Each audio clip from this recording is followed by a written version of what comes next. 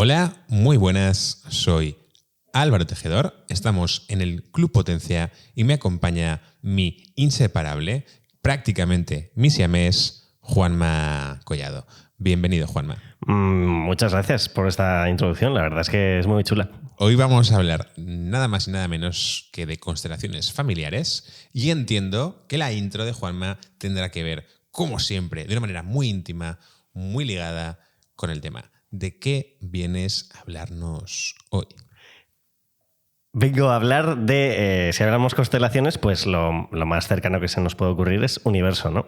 Totalmente, el universo es súper guay. Yo estoy muy a favor del universo. Me gusta, porque hay mucha gente que está en contra, pero creo que es un tema que tenemos que atacar. Sí, Potencia siempre va a remar a favor. A favor del universo. Totalmente. Muy bien. Vale, pues mi pregunta que te voy a hacer es, ¿sabes qué es la cosa más veloz que hay en el universo que haya sido creada por el ser humano? Claro, porque la cosa más rápida del universo sería la luz, pero no, eso no lo hemos creado nosotros. Claro. Vale.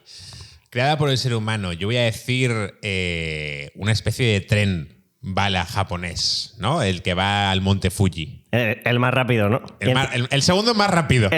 Ni siquiera tiembla, ¿eh? Ni siquiera tiembla ese tren.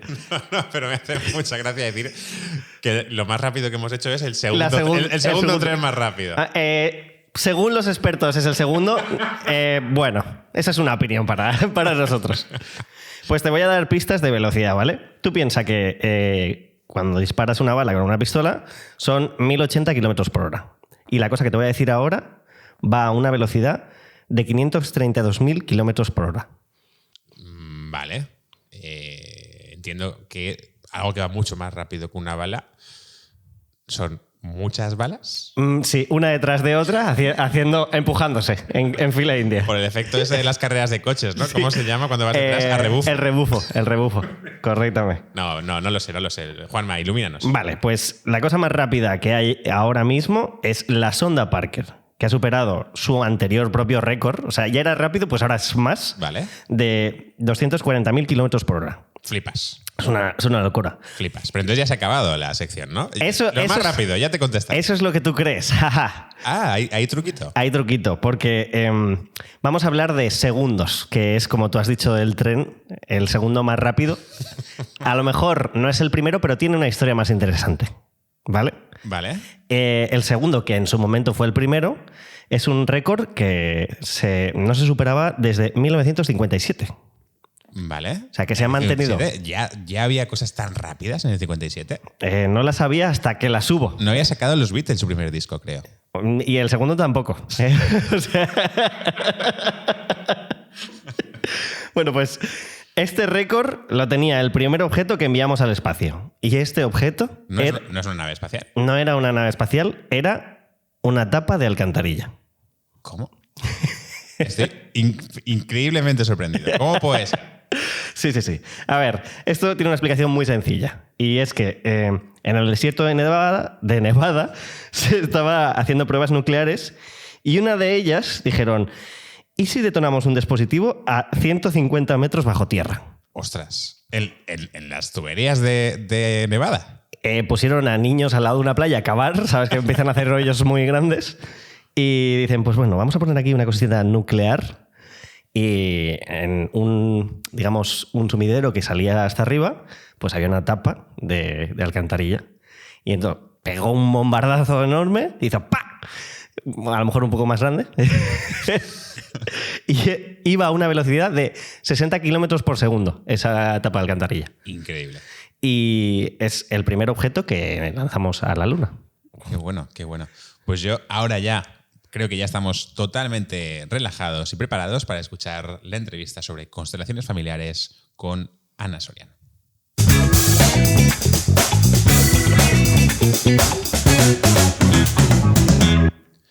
Pues vamos a empezar la entrevista. Estamos Juanma de nuevo. Hola, ¿qué tal? Buenas. Siempre nos saludamos y acabamos de hacer la intro, con lo cual deberíamos dejar de saludarnos al empezar la entrevista, Juanma. A mí me gusta. ¿A ti te gusta? Sí. A mí también. En verdad, me alegro de que se reafirma que estoy aquí, ¿no? Y está con nosotros Ana Soriano. Ana, nos gustaría, para que la gente sepa un poco quién nos va a contar lo que vamos a escuchar, cuéntanos quién eres y por qué nos vas a hablar tú concretamente de constelaciones familiares. Bueno, pues me llamo Ana. Bueno, espera, bienvenida. Gracias. Claro, bienvenida y gracias por venir. Menos mal. Se me olvida siempre. Imagínate que no soy bienvenida. Claro, fatal. Sí, eres súper bienvenida. Ahora sí, cuéntanos. Ahora mucho mejor. Sí. Pues nada, bueno, me llamo Ana y soy una persona pues eso, muy inquieta, muy curiosa y con ganas de aprender siempre cosas nuevas. ¿Por qué os voy a hablar de constelaciones familiares? Pues porque en un momento dado de mi vida tuve hace unos 6 años más o menos una especie de crisis existencial que me llevó hacia las terapias holísticas. Lo primero que probé fue el Reiki y de ahí acabé conociendo las constelaciones familiares a través de una amiga y quedé tan impactada que después lo estudié oficialmente y bueno, me formé para ser facilitadora de constelaciones familiares. Vale, has utilizado una palabra que ya es distinta, ¿no? La que hemos escuchado en otras entrevistas. Has hablado de facilitadora y no de terapeuta. ¿Cuál es la diferencia entre un facilitador y un terapeuta? Pues se dice facilitador porque realmente tú lo que haces es facilitar al cliente o a la persona que viene a tratarse que llegue a ver algo que no puede ver en una terapia habitual, normal. Vale. Ahí estaría un poquito la clave del asunto que vamos a ir desarrollando. Vale. Bueno, yo creo que muchísima gente igual ya lo sabe. Juanma, ¿tú sabes mucho de constelaciones familiares?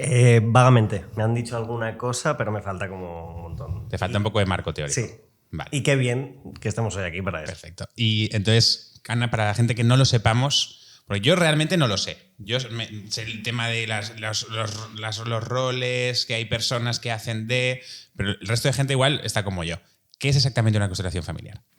Vale, una constelación familiar se puede realizar de diferentes tipos, pero lo que hace realmente una constelación familiar es que una persona viene con un problema, algo que le inquieta en su vida, que le preocupa, que se le está haciendo pelota, que se le repite un patrón, y entonces tratamos ese tema en una constelación. Lo que se hace es, mediante representantes del sistema familiar de esa persona, se abriría el tema que la persona ha venido a tratar y se verían las dinámicas ocultas relacionales que hay entre esas personas. Vale, porque igual alguien cuando ha escuchado representantes de la familia no son representantes reales de la familia, sino que tú acudes a un sitio, hay, entiendo que desconocidos, y esas personas desconocidas ejercen un papel donde representan a gente de tu familia.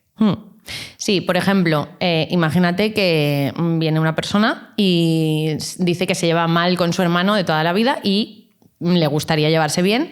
Ha ido a terapia, incluso psicológica, y vale, tú mediante la terapia puedes cambiar tu percepción o cómo gestionas las emociones en referente a esa situación. Pero aquí lo diferente es que irías a una sesión de constelaciones en la que, imaginemos, estamos en una sala en la que estaría el facilitador, en este caso yo, Vale. Luego estaría el cliente que ha traído este tema y luego una serie de personas desconocidas para el cliente que sacaríamos al centro de la sala y que representarían, por ejemplo, una al propio cliente, otra al propio hermano y se pondrían uno enfrente del otro simplemente a mirarse a los ojos para ver qué dinámica se va produciendo. ¿Y el cliente da pistas? ¿O No. todo pasa de verdad sin que el cliente diga cuál es su movida?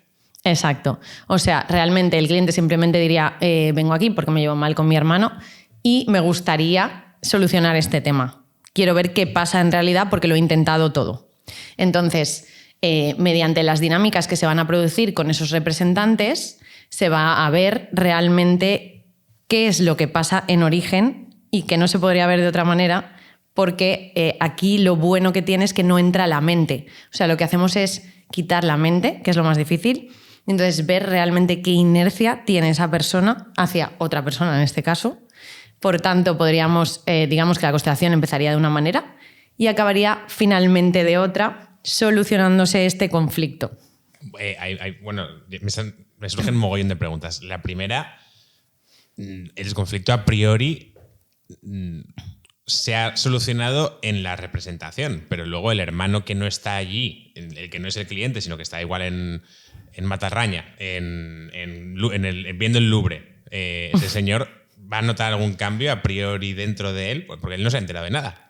No, el hermano no, lo que importa es el cliente. Siempre ponemos la mirada en el cliente que ha venido allí. Lo importante es que vamos a cambiar su mirada. ¿Por qué? Vale. Porque se produce una mirada sistémica, por eso tratamos el sistema familiar, en el sentido de que la persona que ha venido a tratarse el tema va a cambiar su inconsciente. Es decir, vamos a sacar lo que tiene en realidad grabado en el inconsciente a la luz. Es como si fuera un proyector de tu inconsciente hacia afuera que se representa a través de estos representantes. Entonces, no solamente estaría representado en este caso a lo mejor el hermano, veríamos que a lo mejor el conflicto radica en los propios padres, etc. Tiraríamos de sistema hacia atrás y veríamos qué dinámicas hay, porque normalmente, por ejemplo, entre dos hermanos no suele haber ningún problema si primero no hay ningún problema con los padres. Así, es una dinámica que se va resolviendo en ese momento, y el cambio que se produce es en el propio cliente, porque de repente será como un ¡anda! Tengo información que antes no tenía. Exacto. He visto esto que no había visto antes de ninguna otra manera. Entonces, ese propio cambio, ese cambio de mirada, ya hace que vaya a cambiar su relación, en este caso con su hermano. Y entonces el cliente siempre está, digamos, externo. No da pistas. Y no actúa tampoco. Y no actúa. No, está sentado mirando su propia representación. Y todo, bueno, para mí lo interesante de cómo se desarrolla también una constelación familiar, por lo que nos estás contando, es a priori cuál es la explicación que se da desde vuestro marco teórico, desde vuestra filosofía, como queréis llamarlo, para que unas personas de repente se pongan a representar un papel. O sea, ¿cómo se desarrolla esa constelación familiar para que, en el caso de los hermanos, ¿no? Yo voy, no soy el cliente, me dicen, haz de hermano de este señor. ¿Qué pasa para que yo me ponga a actuar?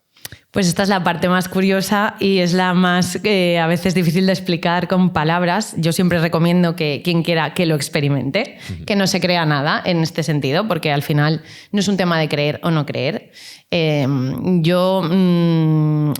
No me gusta poner la palabra mágico ni nada aquí. Simplemente es verdad que sí que se abre un campo cuántico. Voy a meter esta palabra. Se abre un campo cuántico. Mete esa palabra porque sabe que no podemos rebatirla, ¿no? No sabemos ni qué significa. Es muy guay la palabra como para decir algo. No, porque realmente aquí viene... el campo cuántico realmente es una información que está en el inconsciente, tanto personal, familiar como colectivo, que nos mueve. Y no somos tan libres como creemos.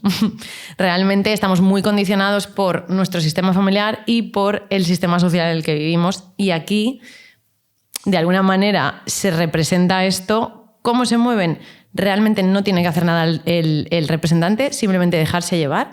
Y en silencio, esto no lo he dicho, pero la gente no habla. Ah, no se habla. No se habla. Esto es muy interesante, porque solamente se habla si el facilitador pregunta a los representantes qué es lo que sienten, por ejemplo, qué está sintiendo ahora. Entonces el representante dará una información concreta y será muy, muy, muy cortita esa información. Pues me siento bien, me siento mal, no me apetece mirar a esta persona, algo así. Vale. Y entonces... ¿hay una preparación especial para el espacio antes de empezar? Porque claro, si no hay que hablar, ¿hay algún otro paso que haya que seguir? Pues antes de empezar, siempre sí que se hacen dos cosas. Una es hacer una pequeña meditación de 5 minutos, simplemente para bajar las revoluciones de la mente, porque aquí todo el rato, insisto, se trata de no poner mente. Y luego sí que se dice en alto, para que quede claro, que toda la información que salga ahí, que es muy privada, no hay juicio. Aquí no se juzga, no hay buenos ni malos, ni actuaciones mejores ni peores. Entonces sí que se dice esto, y esta es la preparación para que todo el mundo se sienta libre de que salga la información que salga, que se muestre. Qué fuerte. Vale. Yo entiendo que el papel del representante, ¿no? El que acaba ejerciendo el rol de padre, de hermano, de vecino, de lo que sea, es personas que van allí para ayudar por voluntad propia. ¿Cómo se gestiona eso? Porque tú siempre que vas a hacer una constelación familiar necesitas que haya un determinado número de personas. ¿Esas personas de dónde surgen? ¿Cómo aparecen? Pues son personas que están o quieren experimentarlo o están familiarizadas con ello ya. Y sí, efectivamente hay una voluntad de ayuda. También se dice que por resonancia, es decir, que el día que tú vas allí a representar o representas a algún personaje concreto es porque tú también tienes algo que sanar de ese tema. De hecho, la mayoría de representantes salen diciendo que han sentido que ellos también han solucionado algo en sí mismos. Qué bueno. Entiendo que será muy catártico, ¿no? Una explosión emocional en ese sentido. Sí, normalmente pues la gente suele acabar sacando emociones, llorando y demás. Es bastante emotivo porque es un impacto, digamos que toda la información está dentro de nosotros, porque al final no es que descubres América, pero el impacto de verlo o de poder decir, a lo mejor, en este caso retomo el ejemplo del hermano, a tu hermano ciertas cosas que nunca le has podido decir, porque aquí sí que el facilitador también facilita unas frases sanadoras que se llaman, que son como verdades absolutas, para que las repita el cliente en ese momento, al final de la constelación. El decirlo y el poderse oír diciéndole ciertas cosas a una persona que a lo mejor ha habido un dolor ahí mucho tiempo, hace que se produzca automáticamente una sanción porque la emoción sale. Uh-huh. Claro, al final entiendo que habrá mucho de, como tú decías, hay información que igual ya tenemos y que quizá por miedos, por culpa, por creencias, por cultura, no la queremos ver, ¿no? Y de alguna manera ahí se representa y ahí se genera una liberación. Exacto. Y luego has hablado de palabras sanadoras o verdades universales. Sí. Que dice el sanador al final, el facilitador al final. Sí.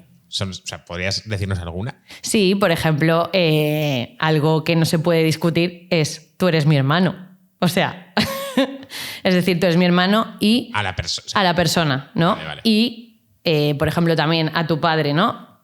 Tú eres mi padre, yo soy tu hijo. Parece una tontería, pero no lo es.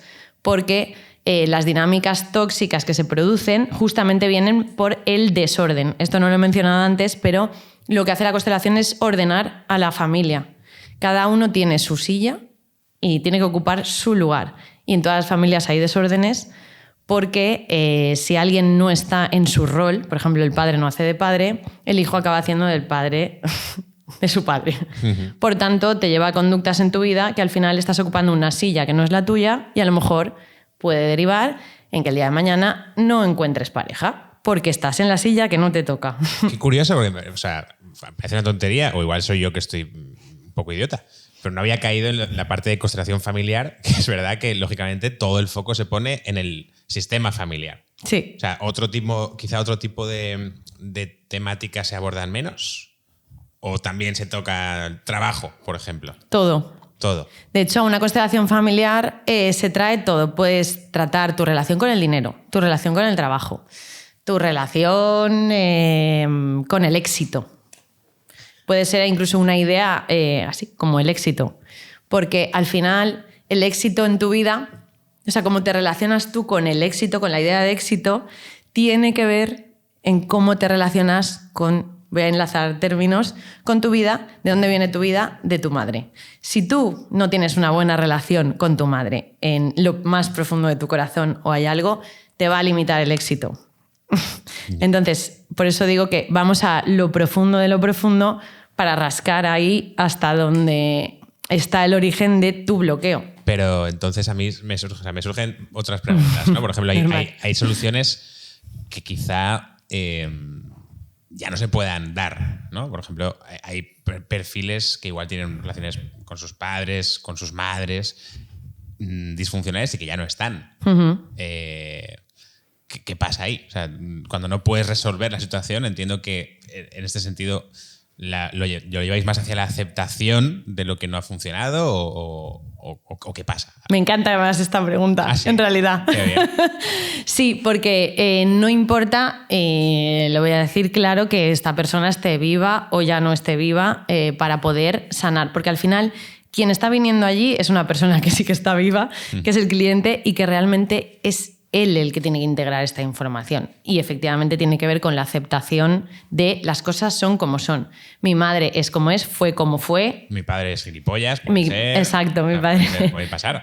Sí, mi padre se portó mal en este sentido, pero aquí vuelvo. Hay un punto de no juicio. O sea, volvemos a quitar la mente.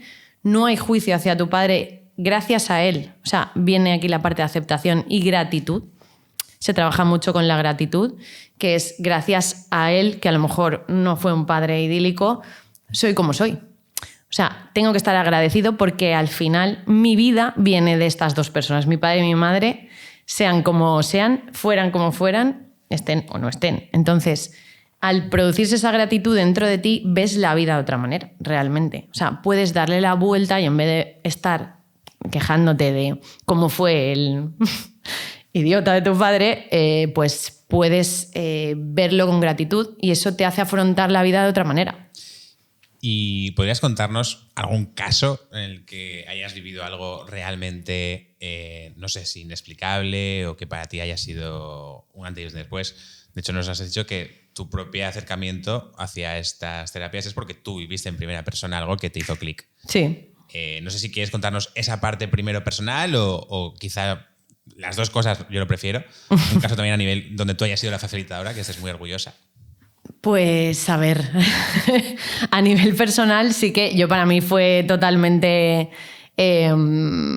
esclarecedor el acercarme hacia esta herramienta porque me ayudó a descubrir realmente quién soy, por qué soy así y de dónde vengo. Yo realmente notaba que tenía un patrón.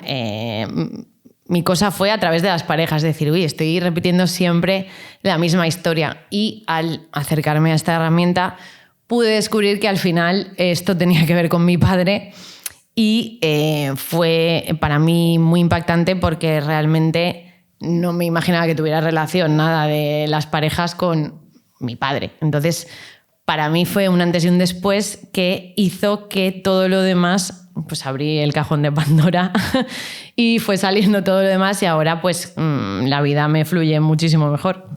Y a nivel facilitadora, algún caso, sí, lógicamente manteniendo el anonimato, ¿no? Pues mira, el señor este... No. ¿Algún caso que hayas vivido que para ti haya sido especialmente bonito o especialmente estimulante? Pues hemos visto de todo, pero por ejemplo ha habido una chica que no podía quedarse embarazada y llevaba muchos intentos y no tenía ningún problema de fertilidad, había ido al médico, estaba todo bien y al abrir una constelación vimos que realmente ella sí que se había quedado embarazada anteriormente de una persona en su vida, pero había abortado y digamos... ¿Ella no lo recordaba? Ella no lo recordaba. ¿En serio? No lo recordaba porque había sido una pérdida de que a veces es que tú no lo sabes, ¿no? Entonces sí que se mostró ahí esa información en la constelación y muchas veces esto sí que lo hemos visto, que si esa persona no reconoce que ha tenido realmente primero un hijo, aunque no ha sido no nato, pues a veces tienes un bloqueo inconsciente que tu cuerpo te está diciendo, pues hasta que no reconozcas esto y superes este dolor, no vas a poder tener otro hijo. Entonces sí que hemos visto que después de una constelación, pues finalmente esta chica ha podido ser madre y está muy feliz. Joder, qué bonito. Sí. Me interesa a mí cuando estabas hablando de conceptos más abstractos que luego los traspasabas a una persona, saber si hay un número máximo de personas que... pues cuando estás haciendo la constelación puedan participar y luego si hay un mínimo. Es decir, si hay un problema que sea solo tuyo, puede ser que no se externalice a otro y sea una sola persona. ¿Te refieres a la cantidad de gente que puede participar en una constelación? Sí. En realidad no hay ningún límite de personas. Es lo que el facilitador pueda sostener, y digo esta palabra porque es verdad que, claro, cuantas más personas hay, más energía, más emociones se mueven. Y es verdad que si no estás preparado puede ser demasiado intenso, no solo para el facilitador, sino para todos, el mantener toda esa emocionalidad muchísimas horas. Entonces, lo recomendable, al menos para que sea una sesión más fluida, pues que hayan unas 10, 12, 15 personas como mucho, para que haya bastantes representantes. Pero 12 personas representando un papel a la vez. A la vez no, hay muchas que estarían sentadas en círculo simplemente observando y otras sí que estarían en el centro participando, pero ha habido casos que sí, ha habido constelaciones muy, muy grandes y hay 12 personas, sí. Y ¿El mínimo sería 2 o Dos. una? Dos. Sí, porque necesitas que haya, Una interacción. claro, el cliente y otro, porque si no... Y o sea, entiendo que aquí la parte del representante, hablando, no sé si o sea, antes has utilizado la palabra cuántico, pero quizá también la implicación, ¿no?, de la persona, entiendo que juega un papel fundamental. Puede pasar que vaya alguien y ya sea por el representante, ya sea por que el facilitador no está preparado y no pase nada. O sea, no ha pasado nunca que no pase nada. No, la verdad que nunca ha pasado que nunca pase nada. ¿Y cuál es la situación más parecida a que no haya pasado nada que has vivido tú, aunque sea como testigo? Algo que digas, pues aquí esto no ha funcionado, aquí no ha habido química. Pues es que todo es información. Lo más, por lo que te estoy intuyendo, que quieres decir que no haya pasado nada, que es como tal, siempre pasa algo. Porque hasta el más escéptico que ha venido allí, que haya dicho, yo no tengo ni idea de qué va esto y no sé qué tengo que hacer, que eso pasa. He venido aquí porque me ha convencido un amigo, por ejemplo. Al final siempre pasa porque eso ya es información. Es decir, si estamos sacando un representante de, yo qué sé, tu prima, y esta persona dice, es que yo no sé qué hago aquí, pues es que tu prima no sabe. Nada que ver. No, que la prima, efectivamente. O es que en el sistema familiar tu prima no sabe, nadie la ve ni la oye. ¿sabes? Que es la prima y que tampoco es tan importante. Correcto. Entonces ya es información para el cliente. Es decir, has venido a hablar de tu prima y realmente el problema no es tu prima. Entonces, todo lo que se produce en ese momento es información. El facilitador está acostumbrado a esto y sabe interpretar esa información. ¿Qué papel juega entonces el facilitador en una constelación familiar? Lo importante es cómo elige a la gente, lo importante es la empatía o intuición que puedas tener para leer a la persona que viene, ¿no?, el cliente. ¿Qué papel juega el facilitador en la constelación? ¿O realmente el papel lo juega más ese inconsciente colectivo? O sea, aquí ¿quién manda más? Manda más el inconsciente colectivo. El facilitador lo que hace es, de alguna manera, canalizar esta información, interpretarla, bajarla un poco, digamos, a la tierra. Pero no es nada esotérico, es que realmente no es nada esotérico. Al final, lo que digo, en la interacción entre los representantes, todo es información que evidentemente nos han enseñado a leerla. Hay unos micromovimientos, cualquier mirada, cualquier gesto, hay cosas que siempre se repiten. Es muy curioso, es que de verdad, insisto, hay que ir porque es que si no se ve, no se entiende, pero cualquier gesto que se produce es una información que además siempre es la misma. Por eso se puede estudiar para ser facilitador de constelaciones. Aún así, siempre hay que estar abierto a que pueda haber alguna diferencia. Esto no es ninguna teoría cerrada. Y siempre esas interrelaciones ya de por sí, es que a veces es incluso hasta lógico.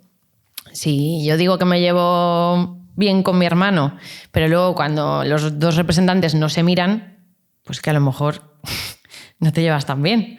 Bueno, o sea, ahí es la pregunta. Me hacía referencia antes al papel del representante. Si el representante es un tío tímido y está ahí, pero está tímido, o sea, puede ser que no tenga tanto que ver con la constelación, sino con la persona. En ese momento es verdad que no, el representante no está poseído ni nada. Claro, por eso lo digo. No hay ninguna posesión, sigue siendo él. Pero es verdad que el campo cuántico, tengo que decir esta frase, te toma. Es verdad que te nace como el moverte hacia un lado, hacia otro, y dejas de ser tú el que está actuando en ese momento. Realmente. Y ahí el facilitador realmente no juega ningún papel, solo da el papel que considera en función del género, de la edad. O sea, yo, por ejemplo, puedo hacer de una señora mayor, sí, puedo hacer de una niña. Puedes hacer de cualquier cosa. De un muerto. ¿De un muerto también? También. Bueno, claro, pero no de un muerto que está muerto, sino de cuando estaba vivo. Tumbado. ¿No? Es Tú tumbado en el suelo, ¿no? De repente. Efectivamente, ¿no? Efectivamente, hay muertos que están muy muertos y están tumbados en el suelo. Y de eso, pero hay veces. Sí, es así. Y efectivamente, a lo mejor es que había que decirle a este muerto. Te reconocemos como parte del sistema, porque hay veces que hay muertos en los sistemas que el típico tío que se murió en la guerra y nadie se acuerda de él. Ah, sí, aquel que murió en la guerra. Ya. Pero es que resulta que este muerto es un excluido. Otra palabra que no hemos comentado. No puede haber excluidos en ningún sistema. Todos pertenecen al sistema. Afectamos al sistema sí, también. Todos. Pero entonces, ahí fíjate que me ha parecido muy interesante. Juan me lo decía de broma, pero al final también hay muertos que hacen de muerto. Hay muertos que hablan. Están vivos. Hay muertos que hablan, en plan, yo soy el abuelo y no me hacéis caso y no os acordáis de mí. ¿Eso también pasa? Recuerdo que no se habla. Es verdad. El muerto no dice, hola, soy el abuelo. Perdón. Es verdad que lo de que no se habla no lo sabía y lo has dicho antes. Pero sí que puede actuar. Sí. Pues, de hecho, ha habido muertos que no saben que están muertos. Cuéntanos un poco más de lo que acabas de decir. Pues que efectivamente a lo mejor hubo una muerte muy violenta y tú vas caminando por la calle, te atropella un camión, ¡pam! Adiós, te fuiste. Vale, puede pasar. Puede pasar. Sí. Pues pasa que esa energía en el inconsciente se ha quedado ahí en el campo cuántico, en el sentido de que esta persona no sabe que se fue, quedó. Vale. Está en el inconsciente, incluso. ¿Pero dónde vive? En la familia, realmente, en los que están vivos. En el recuerdo. Del recuerdo, al final. O sea, esa información queda ahí. Vale, entonces, ¿tú has visto ya en tu experiencia, ya sea como facilitadora, como testigo o representante, los 3 tipos de muerto? O sea, ¿has visto un muerto Veo que te interesa eso, ¿eh? Joder, mola bastante, ¿no? Está bastante guay. Sí lo he visto. Sí lo he visto. ¿Y cómo actúa un muerto que no sabe que está muerto? Volvemos a... Pues actúa que como si estuviera vivo, efectivamente no está tumbado en el suelo, no se siente muerto y está interactuando. Entonces sí que...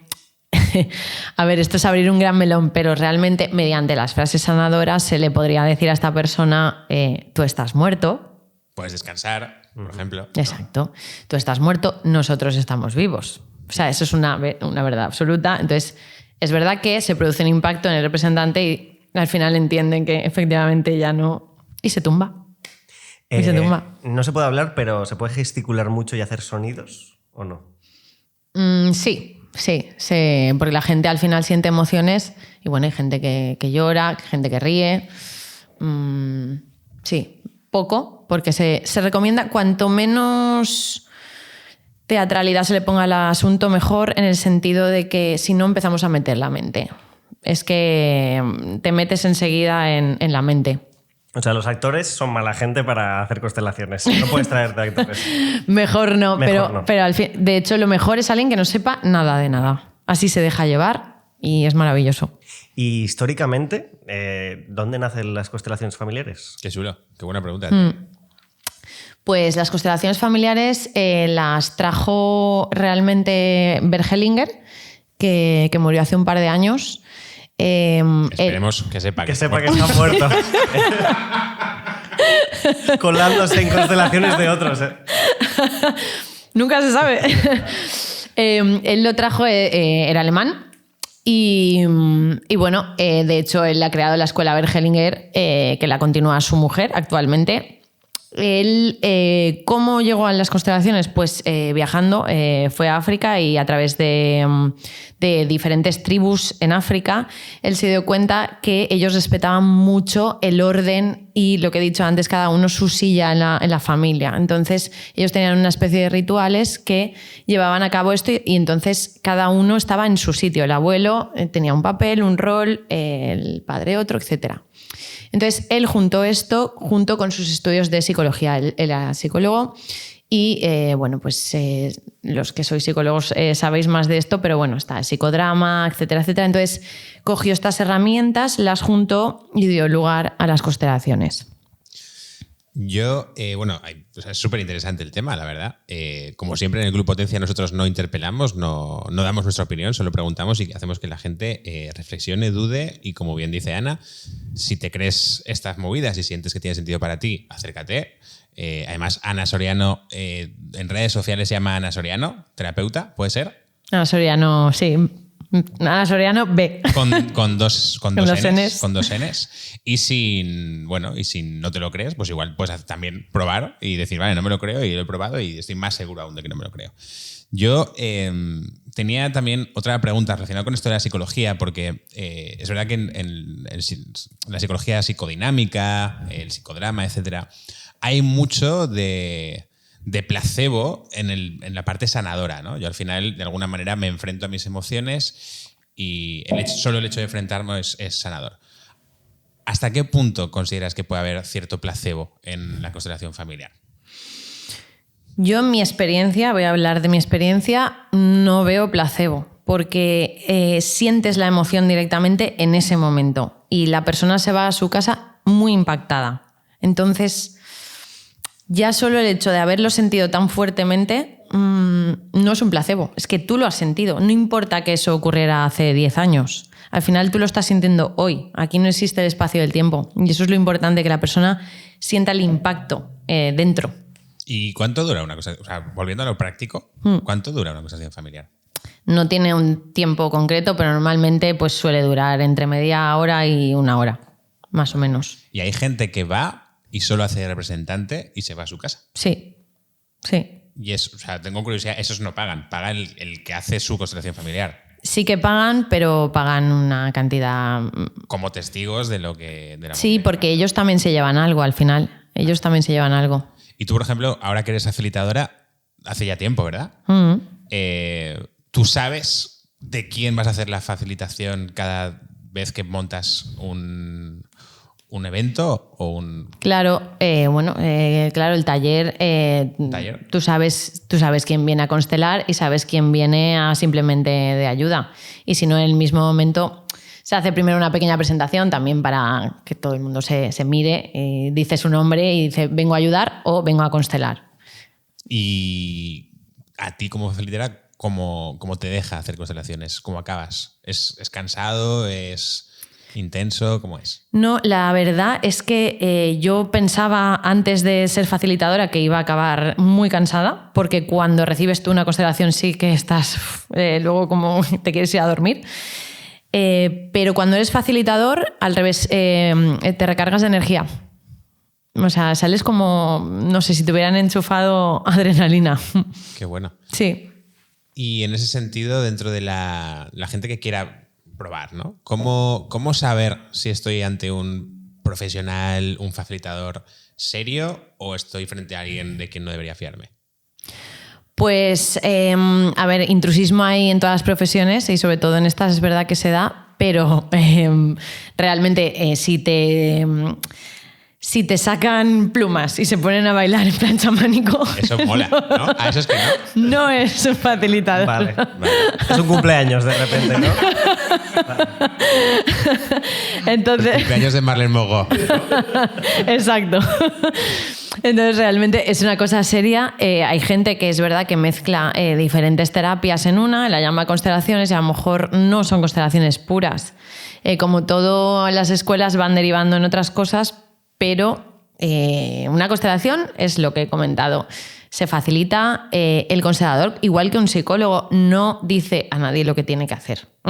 Al final es el cliente el que va a llegar a sus propias conclusiones, impactos y demás. Ahí es donde yo creo que puede ser un poco un matiz importante, ¿no? Si tú percibes que el facilitador de alguna manera está condicionando para que pasen cosas o de alguna manera te presiona para que actúes de determinada manera, ahí puede ser que realmente el tío está intentando que sea más llamativo, más efectista, ¿no? De lo que realmente podría ser. Un buen facilitador realmente tiene que dejar que la constelación surja y que se produzca lo que se tenga que producir, guiándola siempre hacia una resolución más amorosa de cómo ha empezado.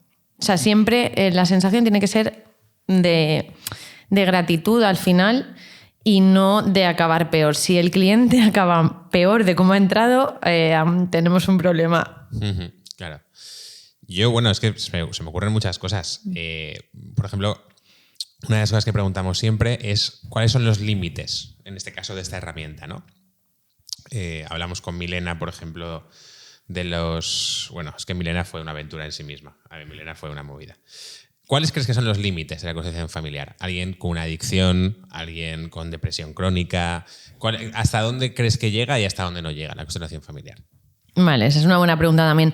Pues realmente alguien que tiene un trauma, efectivamente, o sea, que tiene una adicción y demás, sí que se puede ver la adicción en una constelación, pero luego efectivamente se recomienda que si esta persona tiene que ir a terapia psicológica, tiene que ir a terapia o incluso a un psiquiatra si lo requiere. No, esto no es excluyente, es complementario. Yo creo que depende de la persona lo que tenga, o sea, ha sufrido un trauma muy heavy en su vida. Los traumas, de hecho, aquí se pueden mirar también para acercarte hacia, como decimos, una posición de aceptación, pero luego, si tú en tu vida diaria no estás bien, necesitas ir a un psicólogo para que te dé ese respaldo emocional diario. O las herramientas, ¿no? Porque entiendo que aquí lo que no dais son herramientas para la gestión luego del día a día. Exacto, exacto. Entonces, yo lo que a mí, en un mundo ideal, complementario, o sea, sería lo mejor del mundo. Porque por un lado puedes ir al origen del asunto, ir aceptando esto de una manera un poco más álmica. Álmica, sí, porque al final pongo alma porque al final en el corazón se siente un poco el alma, ¿no? Así como un impacto, ¡pum! Entonces, esa parte aquí la sientes más que en el psicólogo. Yo he asistido a terapia psicológica y sé lo que es también. Entonces, el impacto es menor en este sentido. Pero es complementario totalmente. Qué bueno. A la parte, me gusta mucho que se llame constelación familiar. La familiar la entiendo, pero la parte de constelación, ¿por qué se llama constelación? No tiene nada que ver con la astrología, ¿eh? Vale, no, por eso es como, ¿de dónde viene? Eso, sí, mucha gente dice, ¿tiene que ver con la astrología? No. Pues viene porque al final la constelación, o sea, es como las estrellas en ese sentido, está todo interrelacionado y es un sistema, como el propio cosmos, que se mueve y que está de alguna manera conectado. Es verdad, yo no quería... Has dicho, no tiene nada que ver con astrología, pero no has puesto el ejemplo. Es una metáfora, es una metáfora. Has elegido la astrología. Me has puesto una trampa ahí.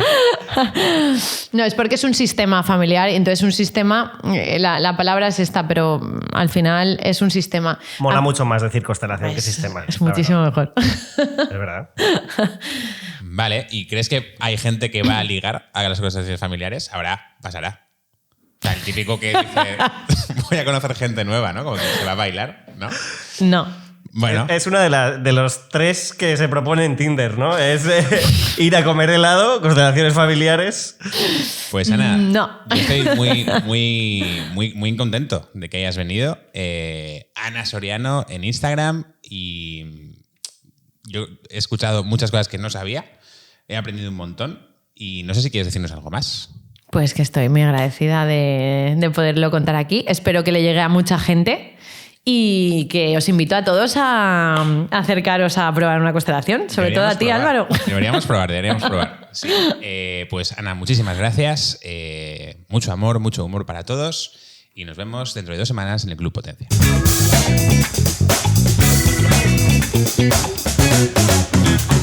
Buena la intro, ¿eh?